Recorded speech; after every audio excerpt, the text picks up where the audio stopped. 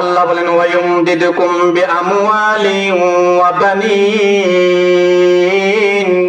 আল্লাহ বলেন ইস্তেগফারের 4 নাম্বার ফজিলত হলো, 4 নাম্বার লাভ হলো আমি আল্লাহ তোমার সন্তান সন্ততি তোমাকে দান করব।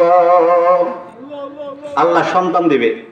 আমাদের সমাজে এমন অনেক লোক আছে না সন্তান নাই, সন্তান হচ্ছে না, ওরা দেখবেন পীরের কাছে যায়, ওলির কাছে যায়, হাগলা মসজিদ যায়। আল্লাহ বলেন না, তোমাকে ওলির কাছে আসতে হবে না, আমগো শাহজালাল শাহপুরানের কাছে আসতে হবে না। আল্লাহ বলে ইস্তেগফারের আমল আরম্ভ করে দাও, স্বামী স্ত্রী মিলে ইস্তেগফারের আমল শুরু করে দাও, আমি আল্লাহ তোমাকে সন্তান দিয়ে দিব। আর আমাদের সমাজে কিছু যুবক এমন আছে, সন্তান যখন হয় না স্ত্রীর উপরে নির্যাতন করে, নিপীড়ন করে, স্ত্রীর উপরে মিথ্যা অপবাদ দেয় যে তোমার সমস্যার কারণেই সন্তান হচ্ছে না। অথচ আল্লাহ কোরআনে বলেন না, পৃথিবীর মানুষেরা শোনো, সন্তান আমি আল্লাহ দেই, সন্তান যাকে ইচ্ছা তাকে দেই, আমি আল্লাহর কুদরতি হাতে, তুমি চাইলেই সন্তান নিতে পারবে না। অতএব স্ত্রীর কোনো সমস্যা নয়, আল্লাহ বলেন সন্তান হয় না, ইস্তেগফারের আমল আরম্ভ করে দেয়, আমি আল্লাহ তোকে সন্তান দিয়ে দিব। আমি কি অবান্তর কথা বললাম না? কোরআন থেকে বললাম। সূরা নূহের মধ্যে আল্লাহ বলছে ওয়ায়ুমদিদুকুম বিআমওয়ালিন ওয়া বানিন। আল্লাহ বলেন পৃথিবীর মানুষেরা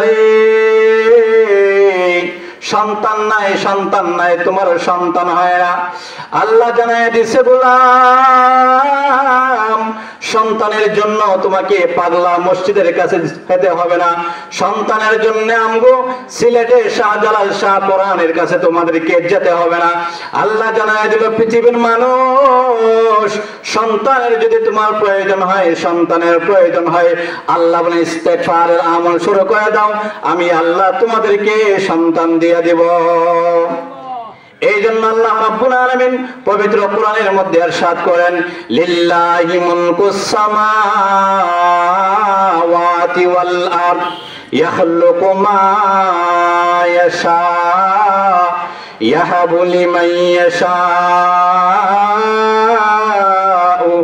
ইনাসা ওয়া ইয়াহাবু লিমান ইয়াশাউ যুকুরা আও ইউযাওয়িজুহুম যুকরানা ওয়া ইনাসা ওয়া ইয়াজআলু মান ইয়াশাউ আকিমা। আল্লাহ জানায় দিল লিল্লাহি মুলকুস সামাওয়াতি ওয়াল আরদ, আসমান জমিনের রাজত্ব আমি আল্লাহর। ইয়াখলুকু মা ইয়াশা, আমি আল্লাহ যা চাই তাই সৃজন করে, সৃষ্টি করি।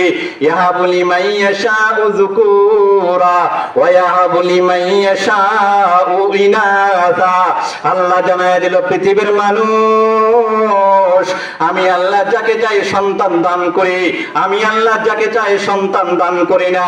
আমি আল্লাহ যাকে চাই তাকে ছেলে সন্তান দান করি, আমি আল্লাহ যাকে চাই মেয়ে সন্তান দান করি, আমি আল্লাহ যাকে চাই তাকে ছেলেও দেই না, মেয়েও দেই না।